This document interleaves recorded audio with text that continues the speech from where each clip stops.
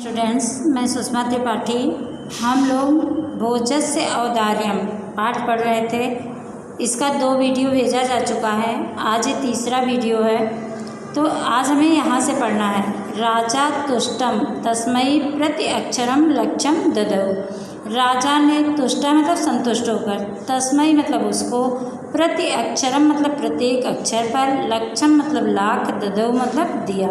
राजा भोज ने संतुष्ट होकर उसको मतलब किसको, कि वह कवि जो शिवालय में राजा से मिलता है और राजा की समानता शिव जी से करता है, तो उसके ऊपर प्रसन्न होकर संतुष्ट मन से राजा भोज उसको प्रत्येक अक्षर पर लाख देते हैं। अन्यथा मतलब किसी और दिन, राजा मतलब राजा, समुप स्थिताम मतलब समुप मतलब निकट, स्थिताम मतलब स्थित, सीताम मतलब सीता से, प्राह मतलब कहा। तो किसी और दिन राजा ने अपनी सभा में उपस्थित सीता से कहा, देवी प्रभातम वर्णय, प्रभात काल का वर्णन करो। इति मतलब इस प्रकार। किसी और दिन राजा ने सभा में उपस्थित सीता से कहा कि हे देवी प्रभात काल का वर्णन करो, प्रभात काल के सौंदर्य का वर्णन करो। सीता ने कहा, विरला विरला स्थूला तारा, कला इव सज्जना, मन इव मुने, सर्वत्र एव प्रसन्नम अभूत नभ। अप्सरति च ध्वान्तः चित्ताः सताम इव दुर्जना, व्रजति च निशा क्षिप्रम, लक्ष्मीः अन उद्यमिनाम इव।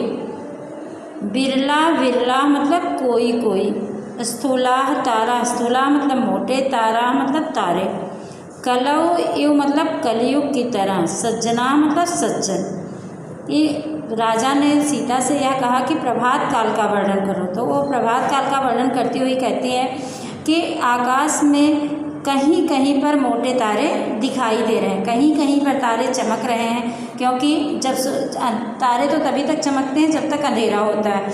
जैसे ही जब उजाला होने लगता है तो तारे छिपने लगते हैं। तो जिनका प्रकाश कम होता है वो तो बहुत जल्दी छिप जाते हैं, जो बहुत ज़्यादा चमकते हैं जैसे शुक्र तारा है, मंगल है या ध्रुव तारा है, तो वो थोड़ी देर तक चमकते हुए दिखाई देते हैं। जब पूरा प्रकाश फैलने लगता है तब वो छिपते हैं। तो वह कहती है कि आकाश में कहीं कहीं मोटे तारे उसी प्रकार दिखाई दे रहे हैं कि जैसे कलयुग में सज्जन लोग कहीं कहीं ही मिलते हैं।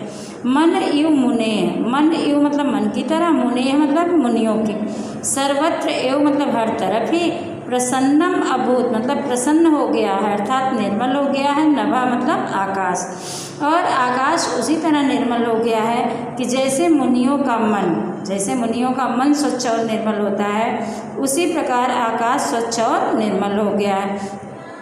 अब शरत च ध्वांता है, अब शरत मतलब दूर जा रहा है, ध्वांता मतलब अंधेरा, चित्ता मतलब हृदय से, सताम एवं मतलब सज्जनों की तरह, दुर्जना मतलब दुर्जन व्यक्ति, बुरे विचारों वाले व्यक्ति, कि जिस प्रकार सज्जन व्यक्तियों के हृदय से दुर्जन व्यक्ति दूर होते चले जाते हैं, उसी प्रकार अंधेरा दूर होता चला जा रहा है। ब्रजत च निशा, और जा रही, ब्रजत मतलब जा रही है, निशा मतलब रात, क्षिप्रम मतलब शीघ्र, और रात इस तरह से शीघ्रता से जा रही है कि लक्ष्मी मतलब धन, अन उद्यमिनाम मतलब आलसी मनुष्यों की, परिश्रम ना करने वाले मनुष्यों की, इव मतलब तरह, कि रात उसी प्रकार दूर होती चली जा रही है, उसी प्रकार शीघ्रता से जा रही है कि जैसे आलसी मनुष्यों का धन शीघ्रता से नष्ट हो जाता है। आलसी मनुष्यों के पास लक्ष्मी अधिक देर तक नहीं रुकती हैं।